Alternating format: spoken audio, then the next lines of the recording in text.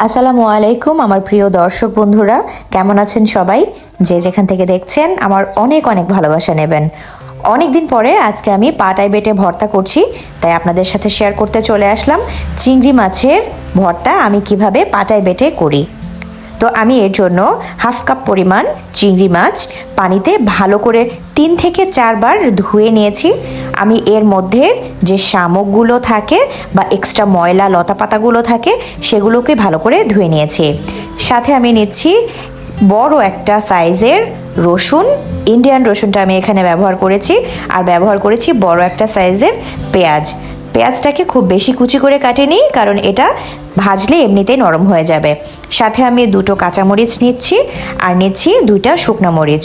আপনারা চাইলে যে কোনো একটাও ব্যবহার করতে পারেন, ঝাল যে যেরকম খাবেন ঠিক তেমনই ব্যবহার করতে পারেন। ফ্রাই প্যানে চলে যাচ্ছি। চিংড়ি মাছটা আমি প্রথমে সরিষার তেল দিয়ে ভেজে নেব। সরিষার তেল আমি এখানে হাফ কাপেরও কিছু কম নিয়েছি।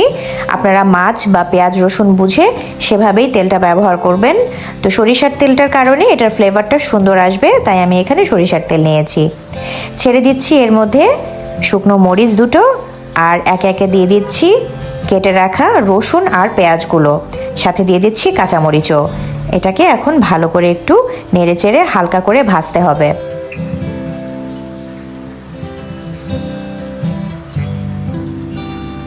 ভাজার সময় আমি কাঁচামরিচ 2টোকে একটু ভেঙে দিচ্ছি, নয়তো কাঁচামরিচ জানেন সবসময় তেলে দিলে এটা কিন্তু ফুটে যাওয়ার সম্ভাবনা থাকে, তাই খুন্তি দিয়ে এটাকে একটু ভেঙে দিলে আর কোনো রিস্ক থাকবে না। আপনারা চাইলে এটাকে কেটেও দিতে পারেন। এখন আমি দিয়ে দিচ্ছি ধুয়ে রাখা কুচো চিংড়িগুলো। আমি একদম ছোট সাইজের চিংড়িগুলো নিয়েছি, ছোট সাইজের চিংড়িগুলো দিয়েই কিন্তু এই ভর্তাটা ভালো হয়। নিয়ে নিচ্ছি হাফ চামচেরও কম পরিমাণ হলুদের গুঁড়া।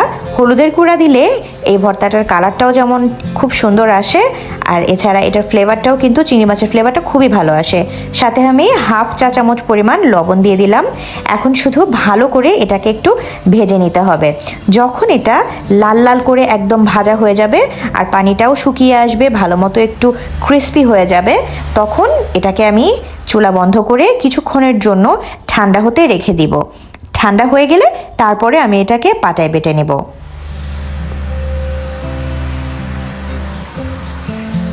তো চিংড়ি মাছটা যখন ঠান্ডা হয়ে গেল তখন আমি চলে আসলাম পাটাতে।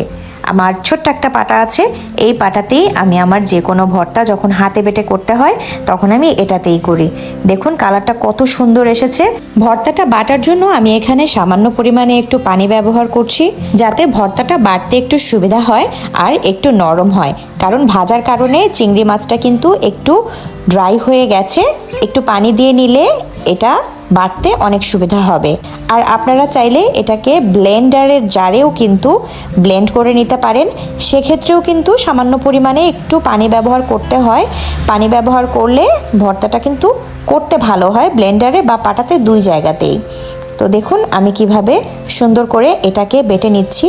আমি এটাকে 3 থেকে 4 বার করে বেটে নিয়েছি, তার কারণ চিংড়ি মাছে কিন্তু একটু কাটা কাটা ভাব থাকে, তাই খাওয়ার সময় যেন মুখে না লাগে, এজন্য আমি এটাকে ভালো করে মিহি করে বেটে নিয়েছি, যাতে এটা খেতে মজা লাগে।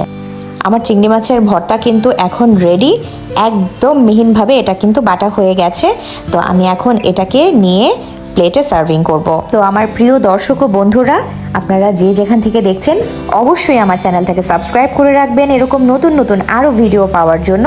আর প্লিজ লাইক কমেন্ট শেয়ার করবেন আপনার বন্ধুদের সাথে আমাকে আরও ইন্সপায়ার করার জন্য। আচ্ছা, ভর্তা মাখা শেষ হয়ে গেলে কিন্তু আমরা পাটাকে খালি রাখি না, আমরা কিন্তু সামান্য একটু ভাত নিয়ে পাটায় মেখে ভাত খাই। তো বন্ধুরা, তোমরা কে কে এরকম পাটায় মেখে ভর্তা ভাত খেতে পছন্দ করো আমাকে অবশ্যই জানাবে। ফাইনালি আমার ভর্তাটা কিন্তু খাওয়ার জন্য একদম রেডি। আমি এর ওপরে 1 চা চামচ সরিষার তেল জাস্ট একটু দিয়ে নিচ্ছি, যাতে এটা দেখতে আরও সুন্দর লাগে এবং এটার ফ্লেভারটা আরও সুন্দর লাগে। তো বন্ধুরা ভালো থাকবে সবাই। পরবর্তী আরেকটা ভিডিও নিয়ে আমি তোমাদের সামনে আবারও চলে আসবো। আল্লাহ হাফেজ।